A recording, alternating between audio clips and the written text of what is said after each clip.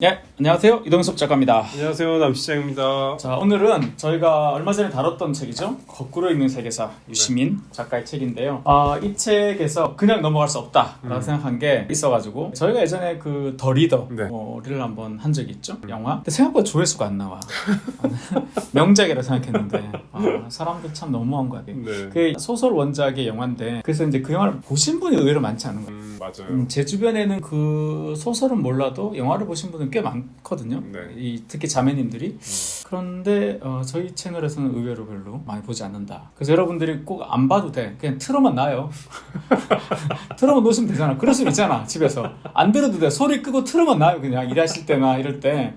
그래서 더 리더의 조회수를 좀 올려야 된다 생각하는데, 그게 이제 이 거꾸로 읽는 세계사를 보면 히틀러가 나와요. 뭐 20세기 세계사를 얘기할 때 히틀러를 뭐 빼놓을 수가 없죠. 히틀러에 대한 이야기를 잠깐 할까 합니다. 아돌프 히틀러인데 1889년에 태어나서 1945년에 죽었어요. 그러니까 한 60이 안 돼서 이제 죽은 거죠. 그 사람이 그 극작가 속에서 이제 예전에 유명했던 건데 6남매 중에 딸 하나, 아들 하나만 살아남았어요. 이 아들 하나가 히틀러야. 근데 이 아이를 살릴 것인가 죽일 것인가. 6명 애를 낳았는데 그 중에 둘만 살아남았고 아들로서는 얘 하나, 그리고 여동생 하나 살아남았거든요. 그러면 이제 이걸 극작가 애들한테 옛날 그런 얘기 했었어요. 자, 그러면 얘가 커서 히틀러가 될 건데 얘를 살려야 되냐 죽여야 되냐. 그때 한 곤혹스러운 질문이죠.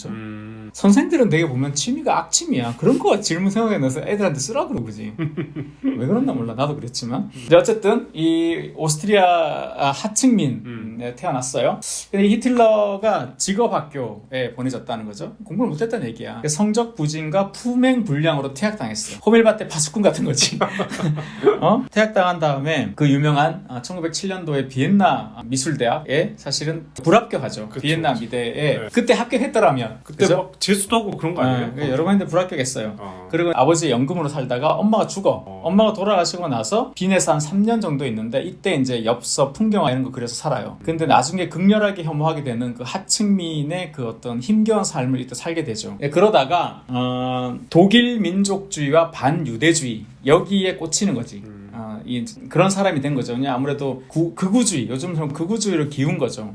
민족주의와 반유대주의. 그리고 1차 대전에 참전해. 이때 이제 히틀러 각성이 되는데 뭐냐면, 와, 군대 짱. 너무 좋은 거야. 친구도 많고, 막, 싸워서 이기면 막 상 주고 막. 그래서 이때 경험한 게, 와, 군대가 최고다. 이 군대 효율적인 시스템을 국가에다가 넣으면 최고가 되겠구나 라는 생각을 하게 돼요. 그래서 이제 쭉 와서 이제 이 독일의 바이마르 공화국이 생기거든요. 왕정이 무너지고 막 이렇게 생기는데 그때 중요한 게 그냥 군인이었어요, 얘는. 그런데 1919년 9월에 이게 첫 번째 이제 중요한 모멘텀이 되는데 이때 이 독일 노동자당이라는 것이 창립해 있었어요. 창당했는데 그냥 작은 정당이야. 독일 노동자당. 작은 정당인데 극우주의 정당인데 여기에 군부에서 이 히틀러를 여기에다 파견하는 거야.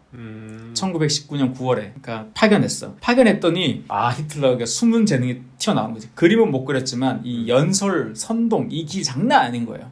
그래서 이제 쉽게 말하면 포텐 터지는 거예요. 그래서 2년 후에 민족 사회주의 독일 노동자당 나치를 결성하는 거죠. 요걸 다시 만드는 거예요. 그리고 핵심 이념은 뭐냐면 위대한 독일 민족, 위대한 도이치 민족. 요렇게 해서 사람들을 이제 모으는 거죠. 그래서 사실은 이게 되게 대단한 게 뭐냐면 그때는 왕당파냐, 공화파냐, 자본가냐, 노동자냐 뭐 이런 거 있죠. 이런 거에 대해서 나눠져 있었어요. 여러 집단이. 그런데 위대한 독일 민족 이렇게 해버리니까 자본가, 노동자가 한 편이 되는 거죠. 왕당파, 공화파도 한 편이 될 수 있고. 그렇게 해서 기존에 싸우던 뭐 좌파냐 우파냐 뭐냐 자본가냐 노동자 이런 싸움이 아니라 위대한 독일 민족 만들 건데 어떻게 좋아 안 좋아 이렇게 된 거죠. 판을 바꿔버린 거야. 그때 일로 사람들이 막 쭉 오는 거죠. 왜냐하면 뭐 쉽게 말하면 왕당 복고파, 뭐 군부, 자본가, 그 다음에 그때 이제 공산주의, 사회주의 혁명이 막 될까봐 두려워하던 중산층, 그 다음에 실업자, 노동자 이렇게 절대 그 전에 그 당시 개념으로는 한 편이 될 수 없는 애들을 다 한 편으로 만들어버린 거야. 이게 대단한 솜씨인 거죠. 그리고 나서 이제 두 번째 모멘텀이 뭐냐면 그 정당이 있으면서도 역시 그냥 동네 뭐 지역에 좀 노는 정치인 정도였어요. 근데 여기서 쿠데타를 한번 일으켜요. 쿠데타를 일으켜서 사실 실형을 선고받거든요. 그 실형 선고받아서 사실은 쿠데타인데 5년형을 받은 거야. 그러니까 군부가 너그럽게 봐준 거지. 근데 그나마도 10개월 만에 그냥 나와버려요. 그 10개월 있으면 쓴 게 나이투쟁이에요. 그래서 이걸 통해서 뭐가 되냐면 전국구 정치인으로 거듭나는 거지.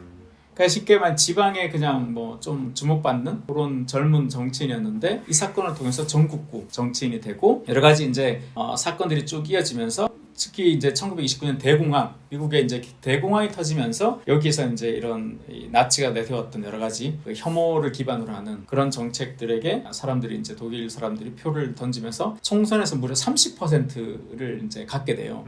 그러면서 독일 대통령이 얘를 총리로 지명하게 되는 거죠. 이 총리로 지명하고 나서는 그때부터는 완전 날개를 단 거예요. 날개를 달아가지고 막 정권 위임법 이런 거 있어요. 그냥 막 정당 해산하고 막 이렇게 해서 지가 생각했던 군대를 만드는 거지. 나라를 상대로 군대를 만들고 그리고 이제 마침 2차 대전 일으키고 승승장구하다가 결국 지고 1945년 4월 30일에 권총 자살해서 죽는 거죠. 근데 히틀러가 이 가장 놀라운 점은 뭐냐면 그 유사 이래로 되게 많은 사람을 많이 죽게 하는 애들 많았잖아요. 십자군 전쟁 때도 많이 죽고 뭐 그전에 전쟁도 많이 죽고 많이 죽었는데 히틀러가 되게 정말 유례없는 정말 악인인 것은 한 민족 유대인이라는 하나의 민족 전체를 말살시키겠다는 그런 생각을 가진 사람 없었거든요.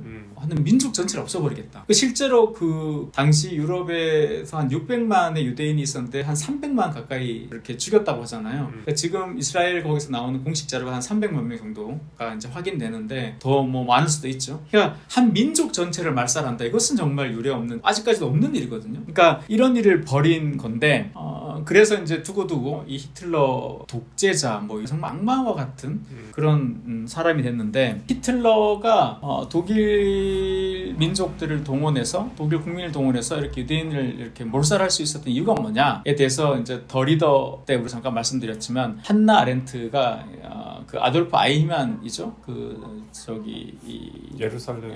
예루살렘의 아이히만 그 가스질 했던 그걸 이제 잡아와서 했던 게 이제 악의 평범성이라고 얘기했잖아요. 또 banality of evil이라고 해서 악의 평범성이라는데 이 거꾸로 읽는 세계사에서는 유시민은 그것을 악의 평범함이 아니라 악의 비속함이라고 번역해야 맞다 이렇게 쓰고 있더라고요. 그 내용은 이제 아렌트 뭐냐면 타인의 처지에서 생각하는 능력이 없어서 어떤 소통도 할 수 없는 사람이 아이히만인 거죠. 그랬더니 이게 당시에는 유대인들한테는 이 범죄에 대한 면죄부를 줬다고 비난을 받고 독일 민족은 그러면 어떤 독일 국민들은 뭐야 그럼 우리는 그런 사고 자체가 안 되는 민족이란 거야? 해서 독일 애들도 여기에 대한 분노를 했어요. 그러니까 양쪽 모두 다 이제 비난을 받았는데 여기서 말하는 그거 있죠. 타인의 처지에서 생각하는 능력이 없다. 그래서 소통도 할 수 없다. 이게 왜 잘못인지 자체를 모르는 사람이다. 그냥 기계처 취급을 해버린 거죠. 그게 한나 아렌트의 대답이었는데 여기에서 그 하버드 대학의 데니얼 골드하겐이라는 교수가 그 학부 때부터 그 생각을 했대요. 아니 그런 유대인들을 가서 죽여라 라는 명령을 내린 히틀러나 그 참모들 얘기만 하지 왜 그러면 독일 국민들은 왜 아무 의문도 없이 그 악을 행했냐 그거에 대한 얘기가 없더라. 그걸 연구했다는 거예요. 우리가 더 리더에서도 보면 그 교회 장면 있잖아요. 교회에서 그 불타고 있는데 그 문을 닫고 지켰잖아요. 한나를 비롯해서. 그러면 우리가 생각할 때는 그러면 그 사람들이 문을 왜 열어주지 않았냐라고 지금 판사가 얘기하고 있지만 그때 한나가 그게 명령이었다. 더 이상 상부의 명령이 그 이상 없었다. 그렇게 얘기하잖아요. 그래서 주변 동료가 다 한나한테 떠넘기잖아. 제가 다 명령 책임자다. 그런데 그때 우리가 했던 얘기지만 그럼 마을 사람들은 왜 가만히 있었냐. 그 많은 마을 사람들은 왜 그냥 수수방관했냐. 나치가 독일의 어떤 국가 체계를 이용해서 유대인을 그렇게 죽이는지 몰랐다고 할 수 없다는 거죠. 다 알고 있었다는 거죠. 그냥 방치하거나 아니면 어서 빨리 끝나기를 바랐다는 거지. 누구도 이렇게 체계적으로 여기에 반항하지 않았다, 대들지 않았다는 거죠. 만약 우리나라에서 이랬으면 생각해보면 우리는 들고 일어났을 거잖아요. 촛불 민족처럼 들고 일어났을 거라고. 근데 왜 이렇게 광범위하게 그런 일이 없었냐. 그거에 대해서 이 탁월한 것 같은데 데니얼 골드하겐 이 하버드대 교수가 계속 젊은 시절부터 연구를 해서 내린 결론은 뭐냐면 그 책이 히틀러의 자발적 사형 집행자들인데 이게 뭐냐면 아주 여러 세기 동안 독일인들 내부에 심리적으로 형성되어 온 문화가 있는데 그게 뭐냐면 절멸주의적 반유대주의라고 하는 거예요. 절멸주의적 반유대주의가 내면화되어 있었다는 거지. 근데 그 내면화되어 있던 것을 불을 지펴줬으니까 아 그래 쟤네 당연히 죽여야 되는 애들이지 라고 생각했다는 거죠. 그건 사실 알고 보면 아주 오랫동안 유대인들에 대해서 유럽인들이 갖고 있던 그런 증오. 관점이죠. 네. 증오. 그러니까 뭐 유다 이후로 쟤네들은 뭐 기독교를 개종도 안 하고 있고 사실은 뭐 그런 어떤 편견의 결과물로서 그래 쟤네는 저래도 되는 애들이야. 얘 열등한 애들이야. 쟤네는 백인이지만 사실은 열등한 애들이야. 집시 같은 애들이야. 이런 생각을 하고 있었기 때문에 거기에 보편적으로 다 대부분의 사람들이 그 생각을 갖고 있었기 때문에 히틀러와 나치가 그런 짓을 벌여도 적극적으로 가담하거나 아니면 소극적으로 그냥 모른 척하는 정도로 끝났다라는 거죠. 저는 한나 아렌트의 말보다 이 의견이 조금 더 설득력 있게 들리더라고요. 그러니까 물론 이제 한나 아렌트 의견이 맞다 틀리다는 게 아니라 그 하나의 이제 해석이니까 그렇게 볼 수도 있지만 어쩌면 이렇게 자발적으로 홀로코스트 명령에 적극적으로 실행하거나 그죠? 소극적으로 동참하거나 아니면 최소한 그냥 이렇게 모른 척하는 정도에서 끝났다는 이유는 나치가 처음에는 무서워서 그런 줄 알았거든요. 저는 나치가 무서우니까 잘못했다가 여기서 잡혀가 죽을 수도 있어 뭐 그런 마음도 있겠지만 그것보다는 쟤네는 죽여도 되는 애들이잖아 라는 마음이 있었기 때문에 그랬다라는 거죠. 그러니까 뭐 중국이랑 일본이랑 싸워가지고 일본이 막 거의 다 멸망하는데 우리나라 사람들은 좋아할 수도 있겠다 이런 거랑 비슷한가요? 근데 우리는 일본에 대해서 여러 세기 아주 오랫동안 내면화된 일본에 대한 증오 같은 게 없었죠. 그건 일제에 생기는 아주 최근의 감정인데 이 반유대주의는 이제 수백 년 동안 켜켜이 싸워왔던 1000년 이상 된 어떤 그런 감정일 수도 있는 거죠. 아주 오래된 감정이라는 거죠. 우리는 사실 그렇게 따지면 이제 일본을 좀 미워하는 건데 만약에 그렇다고 우리가 일본을 그런 아무 이유 없이 뭐 노인, 어린애 이런 일본인이라는 이유만으로 죽인다 그러면 과연 우리나라 국민들이 좋아하겠어요? 조선 민족도 우리를 쳐들어온 임진왜란한테 쳐들어온 그렇게 따지면 중국한테 얼마나 또 다구리 많이 당했어. 그렇지만 우리는 사실 그건 아니다. 그 잘못한 그 사람의 문제지 그 민족이 뭐가 잘못이냐라고 생각하는 고등한 민족인 거죠. 어떻게 보면 그 뭐야 홍익 인간 정신이 내면화되어 있는 그런 애들인데 이걸 보면 되게 무시무시한 거예요. 너무 무서운 거예요. 언제든 다시 터질 수 있는 거예요 이게 그런 면에서. 그래서 제가 이 히틀러에 대해 생각을 해보면 가장 놀라운 것은 아까 말씀드린 것처럼 그 시대의 사람들의 마음을 간파하는 능력이 참 대단한 것 같아요.